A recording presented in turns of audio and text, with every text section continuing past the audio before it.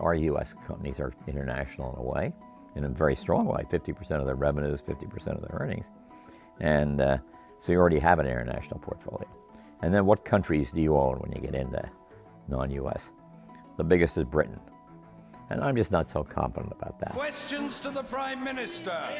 They've got an unusual electoral process that just resulted in an unusual election. They're trying to deal with whether they'll get more involved in Europe or not. And number two is Japan, a low-growth society, an aging society, every once in a while hit with a tsunami that's unexpected. Are they going to do better than the U.S.?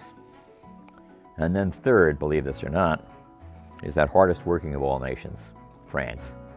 They tried to put in a 35-hour week, and there was, I think, a total labor strike all over the country for 35 hours.